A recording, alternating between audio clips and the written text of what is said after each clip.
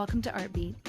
Today I have the privilege of hearing from Jessica Vollrath, a practicing oil painter and drawing professor at Dallas College. In this episode, we delve into Jessica's transformative journey into the pivotal moments in her creative process. Join us as we discover how Jessica draws inspiration from personal experiences, dreams, and childhood memories. We get to hear her personal journey of self-discovery and the freedom that she felt in creating while no one was watching. From being a single female painter to embracing the roles of a loving wife and mother, Jessica shares how these life changes have influenced her perspective and her work.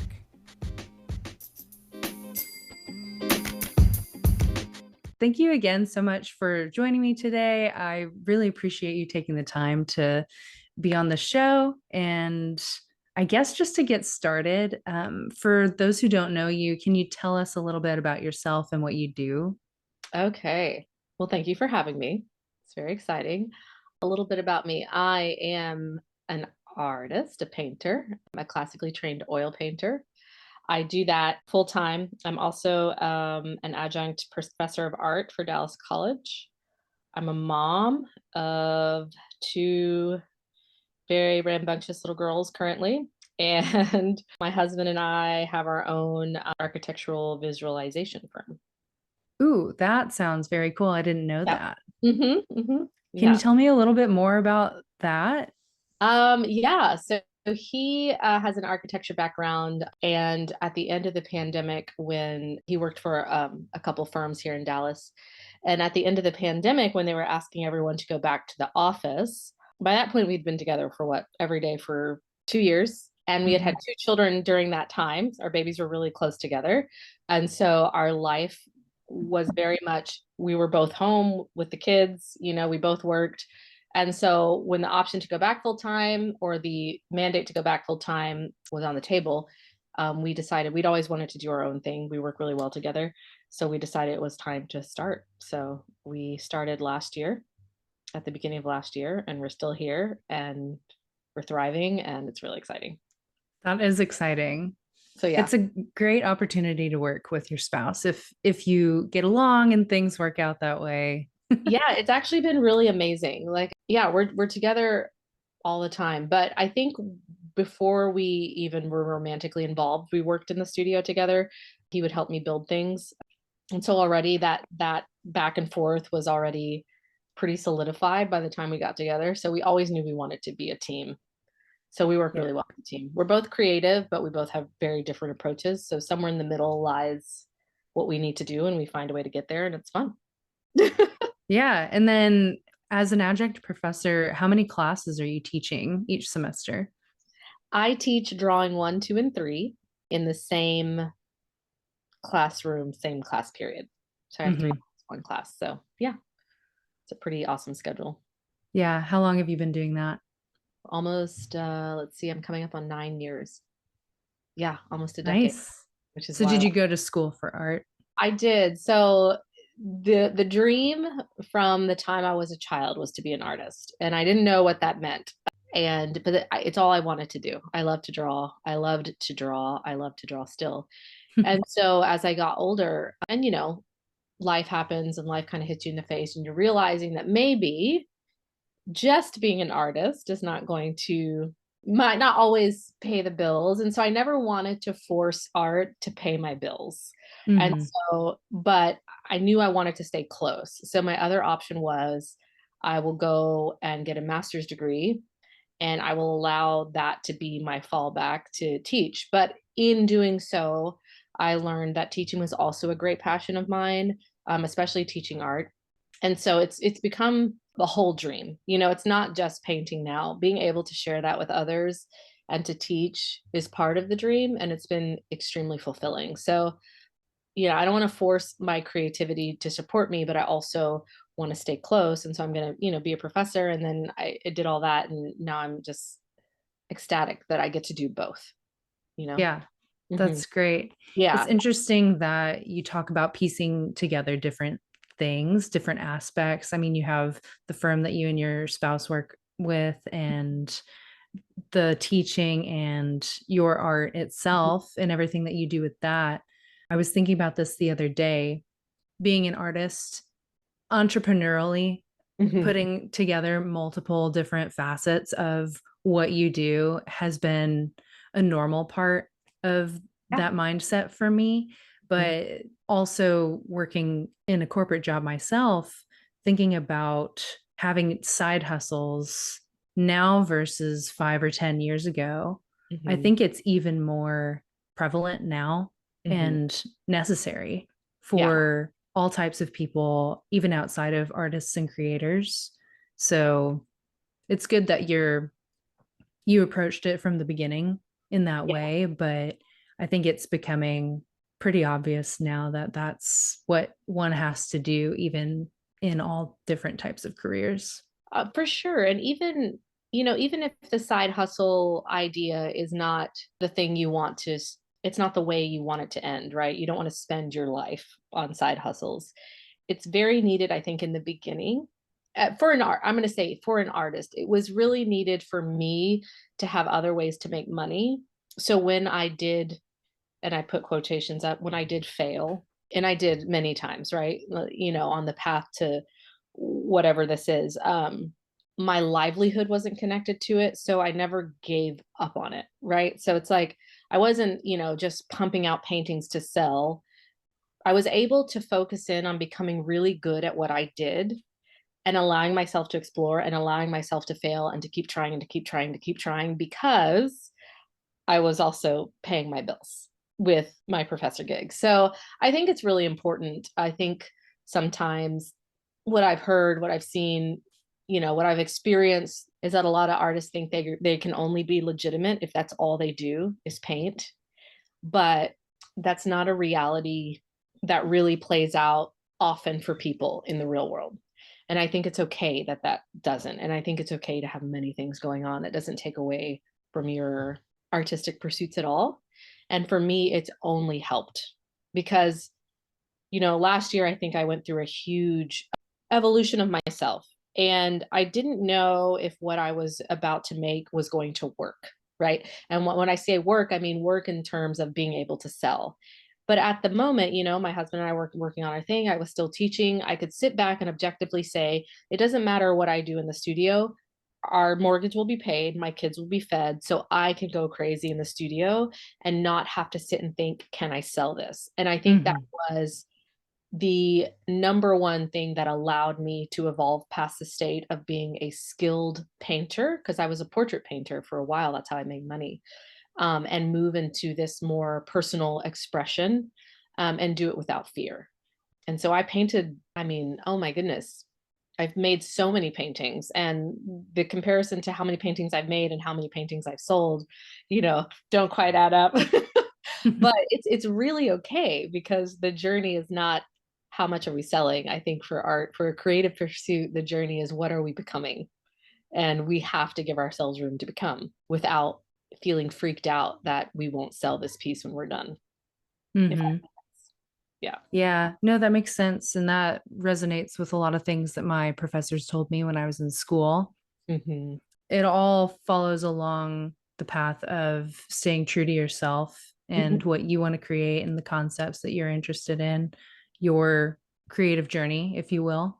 Yeah, And it sounds like even though you you weren't focusing on the money making aspect of it, it sounds like it's going well.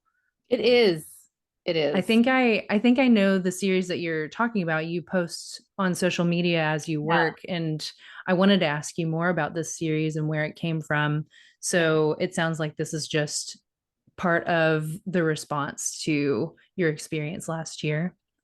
Yeah. So, yeah, I would love to talk about that. So, like I said before, I have been painting now for almost 32 years, like actively painting. And Mhm.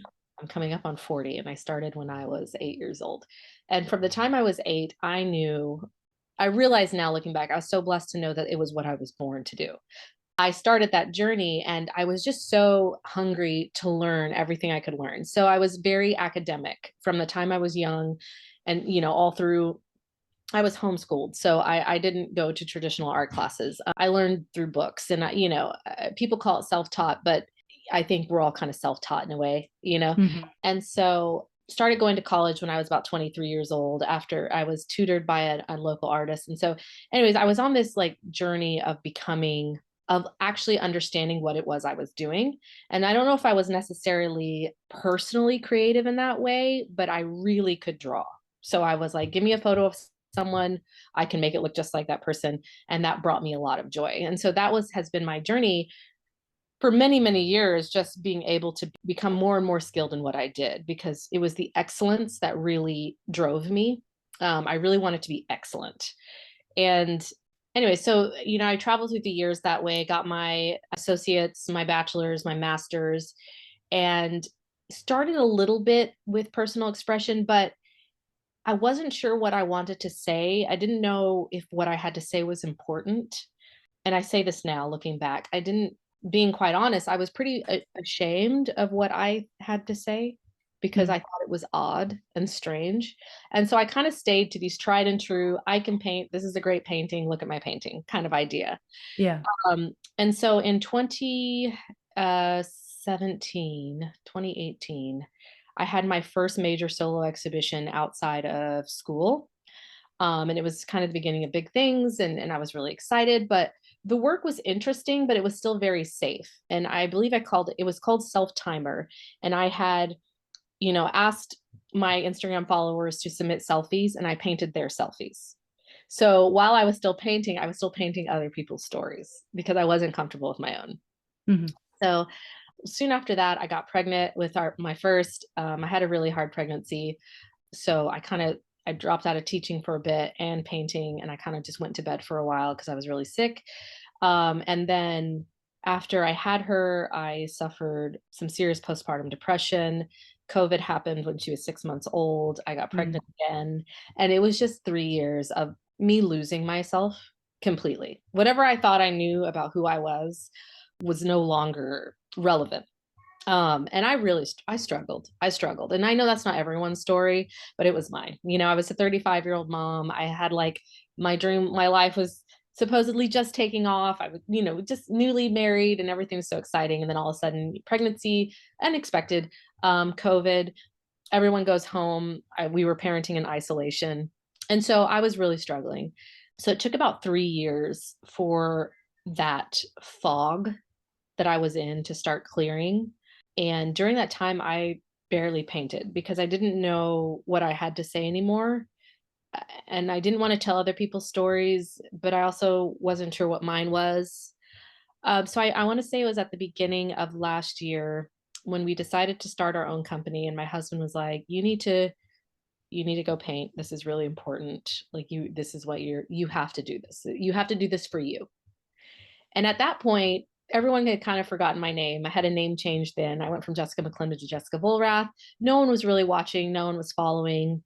And I felt like the world had just kind of forgotten. But I was okay with it because I'm like, okay, no one's watching. Now I get to paint whatever I want to. And I need to figure out who I am because I'm raising two daughters and I need to model the kind of woman that I want them to be. I don't want to tell them who to be. I want them to see me living the way I also want them to live. And that is living true to like the fire in your own heart. And so, we made an agreement. My husband worked 4 hours a day building our company, and I worked 4 hours a day in the studio.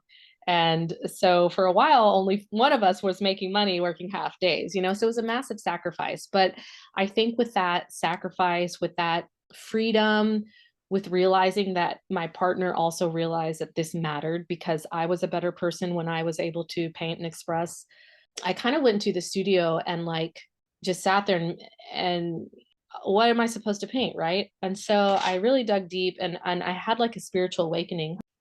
I had this massive spiritual awakening, and I actually started dreaming the paintings that I started painting. Looking at them now, it's not so scary, but I was raised conservative and religious and in a Mennonite community. And by the time I was 16, I had read the King James Bible 7 times from cover to cover. I wasn't raised with Disney. I had no pop culture references. So when people talk about, a lot of art references these pop cultural issues that I had no connection to, but I knew the Bible. I'm not religious anymore. So it was very hard realizing that, when what I saw in my head were the stories I visualized as a child, and it was all Bible verses. And it's just, and I think when I was able to reconcile that that is what made me, and I'm okay with me, I was able to tell that story without shame and without wondering, like, oh, what are people going to think? Are they going to think I'm like super weird and religious, or this is so odd, or like, why am I so obsessed with talking about like the soul? And it didn't matter anymore. No one was watching, no one cared. I could paint whatever I wanted. And I think the first painting that came out of that new freedom was Between Me and the Gods. I'm not sure if you've seen that one, but I'm lying down and there's all these layers. Mm-hmm. And that just, once I did that, my heart just like burst open. And I realized that there were so many stories I wanted to tell, that I wanted my daughters to know about me, about the world.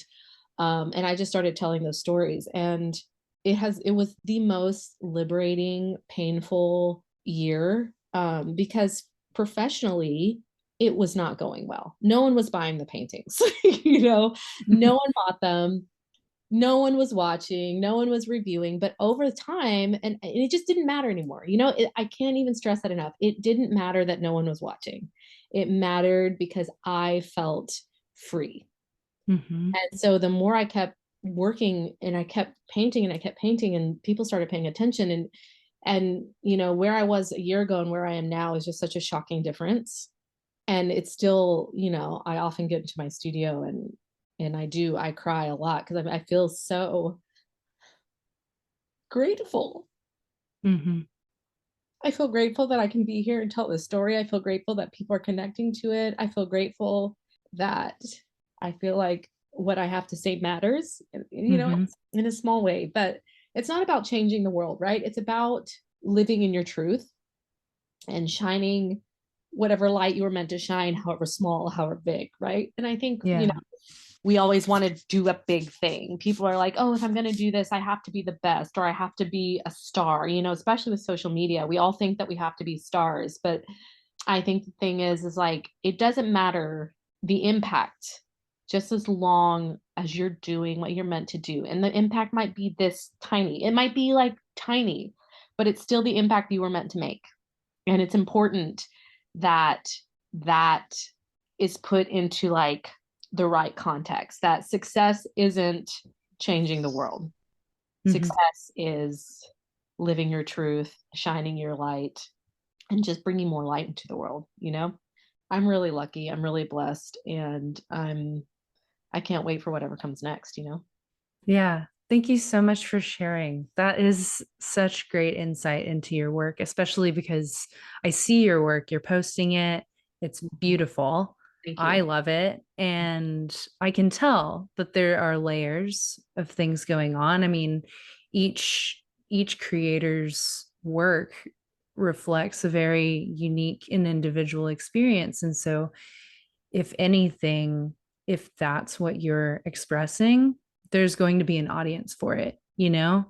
And how liberating is it that you had that year of where you felt like no one was watching, it doesn't even matter. So I can finally do whatever I want and not worry about the price point or the marketing or this is the consistent conclusion that I keep coming back to when I look at different ways of jumping back into art because I don't feel like I'm currently in it, but not actively, but trying to insert myself into communities and circles where I'll hopefully be encouraged and pushed back toward it. And this is what I keep coming back to because I worry about doing all the right things, like making an LLC, getting all the taxes right, getting everything set up, and So much. finding an audience, finding a subject. And I can relate to some of the things that you were saying with, like, I don't know what to say and I don't know if people want to hear it. That has definitely been something that has held me back. And a lot of people that I like went to school with, this was a big conversation amongst us as well, is like, ooh, how much of myself do I want to actually put out there? That right there. How much of myself? I remember when I first started painting these odd paintings. I found them odd compared to what I used to do. I would look at them and be like, I asked my husband, babe, if people look at this, will they think I'm mentally ill? And he's like, does it matter? And I was like, no, it really doesn't Guess matter. not. Yeah. It really doesn't, it doesn't matter, right? There's a story that only we can tell, right? There's Mhm. a story that literally only you can tell, and a story that only I can tell. And at some point, you have to be okay with whatever that story is. Mhm. Um, I say this while having deep, deep, deep gratitude for my academic background. I say that because when it came time to tell the story that only I could tell, I had the skills in place that I was able to produce these paintings.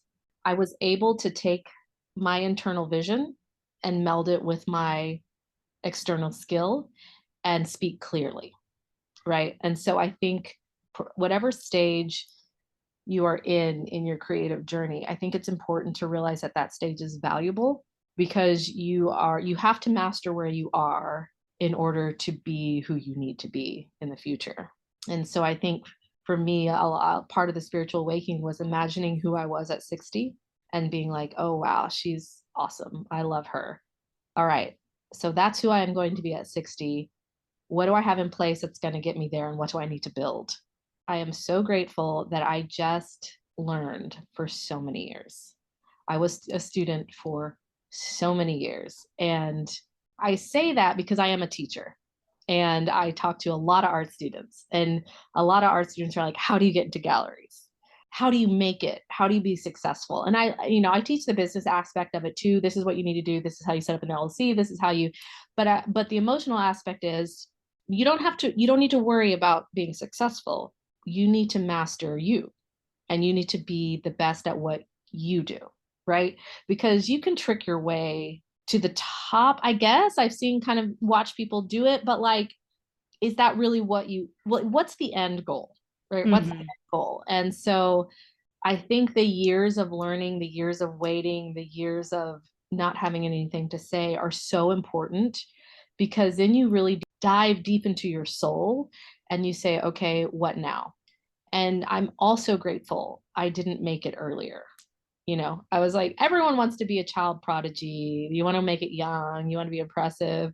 And when you look at it, I'm like, okay, now I'm just a middle-aged, I'm a 40-year-old woman, and I'm just good at what I do now. So it's not as impressive, right? The ego is not as involved as it would if I had been like a star at 25. But everyone's in a rush to get to a destination while often forgetting that it's the journey that makes the destination. And if we can't walk the journey, if you can't do work for years without being noticed, if you can't just, when it's hard to show up at the studio, keep showing up, when you don't know what to say, you're digging deep inside, like whatever that hard thing is, you have to do that hard thing, because that hard thing is what allows you to be great enough to stand in that big place.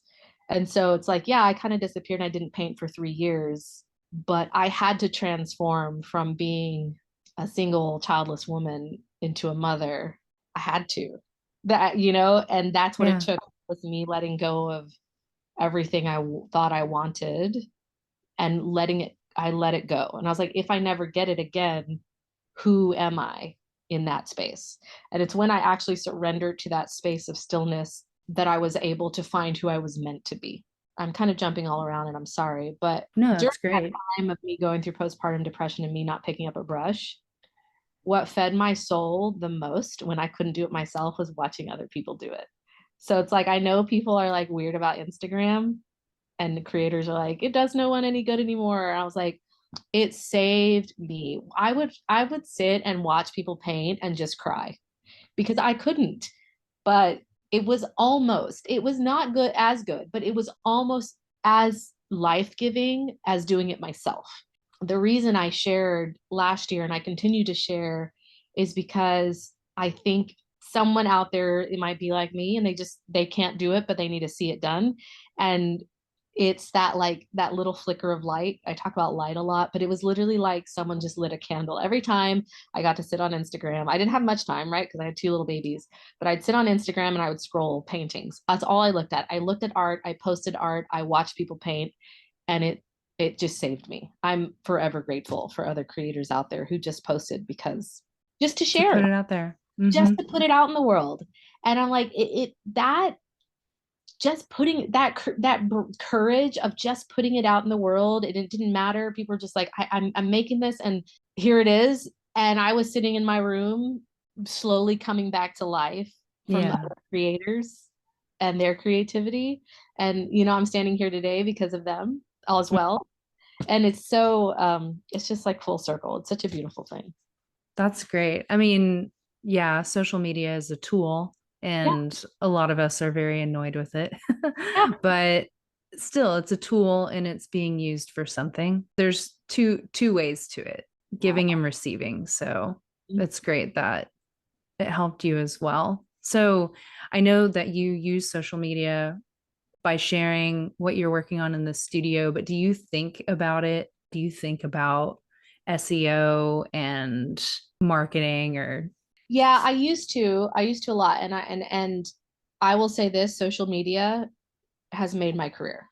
Mhm. It's because of social media, like being able, I didn't have connections. I didn't come from, you know, there was no connection, so there's no one to like lead me into these places that I needed to be.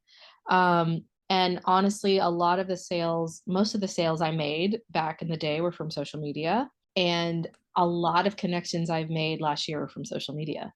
People seeing my stuff and being like, "What's going on here? Who are you?" Right? And so, yes, social media has been amazing for me, but I also don't think about it in marketing terms because for some reason at the beginning of last year, one of my posts was reported. I still don't know which one, which is odd because I never post anything that's remotely inappropriate. So my account was blocked from advertising. So I've never been able to fix it. And I'm sure I could fix it if I really, but I'm just not technically savvy. It was really stressful. So I used to run ads and stuff, but after it got blocked and I can no longer run ads, I was just like, okay, I'm not supposed to be focusing on that right now. yeah, so be it. Like It whatever. it took all that pressure of like doing social media right. It just took it off my brain. And I was like, okay, I'm gonna still post for the couple hundred people that want to see. My account grew a lot over last year. I still don't have very many. I think I just have like 33,000 followers, but it grew by like 1,000, which is crazy. Mhm. We're not running any ads for people just adding, just following. Yeah, I don't know how to do social media right. I just do it. Well, and I think that's also liberating too, Yeah. because you get to focus on your art. Because one thing that I like to ask people is if you have stood up like a creative business, where are you spending your time, outside of just making the art? I guess I'll ask you that question. If it's not social media, where else are you spending your time outside of making the art? Ooh, good question. I spend very little time anywhere else. I paint 80% of the time in the rest of the time, what do I spend it on? Website updates, responding to emails. Right now, we're working on archiving or creating a catalog of the work so my husband helps. I applied a lot to a lot of calls and stuff, but my personality, I'm not a business person. My personality finds that part of the very stressful, finds it really stressful. So I've been able to like hire people to do some of the more mundane things for me, like proofreading my website, proofreading my statements, sending me relevant calls, because I also don't, I have very little time. I'm a mom, I'm a painter, I'm a professor. There's no, I don't spend my days watching shows at night. Like there's no other time. It's either I'm doing those three things. And so with the very limited time I have, I spend I want to say 90% of it painting. And then everything else I try to outsource. I set aside a certain amount, in my budget and say I can spend this much. I'm going to outsource this. And so usually I outsource hunting for calls, proofreading, stuff like that. My husband does my website. I used to do it, but I don't anymore. It's kind of it. I'm really just focused on making the work right now. Yeah, that's great. And I mean, outsourcing and delegating is a great way to do that because, I mean, you can't do it all. Some people try. Where do you find the help that you have So used to outsource? man, I don't know if anyone should take my advice, but but I say find someone doing what you want to do. Find someone doing it better than you and reach out to them. It's literally what I did. I have incredible amounts of anxiety and social anxiety. And, I'd much rather hide in my closet than talk to anyone ever. But last year, when I decided, I was like, I saw me at 60 is doing amazing things. So I have to become that woman. I started reaching out to my idols, my Instagram, the people Yeah. I respected. And I said, I don't even know if you do this, but can I do a studio visit with you? And everyone said yes. Oh, I love that. Everyone said yes. And so I was reaching out to people I had no business. You know what I mean? Like I was just like, I need to know, like I had no idea. And so a lot, of these beautiful relationships that I've been able to foster over the last year or so was me doing that. Just dropping into people's DMs, seeing that they had the career I wanted, they were doing things I needed to know how to do, and just talking with them. So I've been able to find mentorship. You'd be surprised at how many people are willing to share their knowledge to someone who really wants to know. And I've been able to find mentorship through that. I've been able to have people be like, yeah, I'm on board. What do you need? How can I help you? And it's been incredible. It's been really incredible. So that's the way I've done it. And I encourage my students to do the same. Like, I'm just like, if you need to know something and you just text me, come to my studio. I might be working, but like, I'll talk to you while I work. And Hmm. that's happened. So I have students regularly send me to proofread PR packets or to give them advice and I'm more than happy to help. If I have the time, I'll do it. And so I think for me, that's how I found it as well. I think one of my greatest accomplishments with that was, there's an artist, Avita Tizzino, Guggenheim Fellowship winner. She lives in Dallas. I was like, wow, this is amazing. And I literally messaged her on Instagram, and it took a couple weeks. So she's a busy woman. Yeah. And eventually we met up and we've developed a really sweet relationship, and she is incredible. And I mean, I could go down the list of amazing. And for me, they were Dallas artists because I couldn't get out. And I've done the same with gallerists, asked people to critique.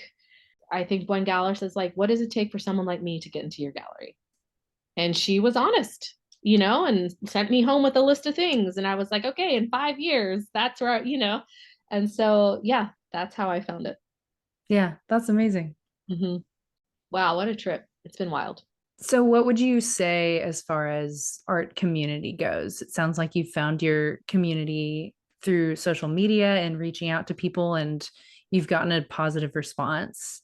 Yeah, if I was to give advice to anyone, I would say go to art shows. If you see an artist that you follow in Dallas and they're having a show and you can get there, go there and see who their gallerist is, see who they hang out with, see who their contemporaries are, and figure out like what that looks like. But just show up. People notice, people notice, people notice when you show up. And so if I finally had to tell myself, because I hated going. I think I went to my first art show that wasn't my own in early 2023. Mhm. I'm almost 40. Like, come on. So I think, I finally had to tell myself, if you are never in the room, you'll never be in the room. Mhm. So you have to show up. And so that would be my advice. Find someone whose career you enjoy, whose art you enjoy, whose way of doing things you respect, whose lifestyle you respect, and figure out what they're doing and where they are and how you can support that sphere that they're in. So, That's great advice. That's a great note to end on. yeah. Thank you so much for your time. Yeah. And I wanted to congratulate you as well. I saw on Instagram that you made it into Paper City. Yeah. Wow. Wild. Are you doing the other art fair? I'm not doing the other art fair. I'm doing the Dallas Art Fair with a pencil and paper gallery. Yeah, I am the kind of artist, because I know that I cannot, and this is too, I think this is really important to know, is to understand yourself. And, I know a lot of artists who won't work with galleries because they have the time and the energy to do a lot of that legwork themselves. I don't. And so anything that is like, kind of like, I have to lead the charge, I'm probably going to be like, hey, I can't do this. So I love being affiliated with galleries because they do a lot of the heavy lifting that I don't have time to do. And then I can just show up with the work. So I say all that to say I am going to Dallas Art Fair with Pencil and Paper Gallery. And I'm really excited about that in April. But it's been a wild year. It's amazing to see all the seeds that were sown in like silence and tears and just me all by myself and watching it grow externally has been a great gift. And Yeah. it's been so great getting this one-on-one time and being able to hear that from you. We follow each other, or I follow you. We don't know each other, but I feel like I've learned so much about you just through this last year of life, you sharing with me. I mean, that's a very short time to Sure. make all of those transitions. And I mean, thank you so much for sharing. Yeah, thank you so much for having me. Yeah, definitely. I guess for people listening, where can they find you? I'm, of course, on Instagram at Jessica Vollrath Art, and my email address, jessicavolrathart@gmail.com. My website, jessicavolrath.com. And yeah, my next show will be at the Dallas Art Fair, April 4th through the 7th. That's how to find me. Perfect. Thank you for joining me and have a great rest of your day. Really appreciate the time, Jessica. Awesome. Thank you so much for having me.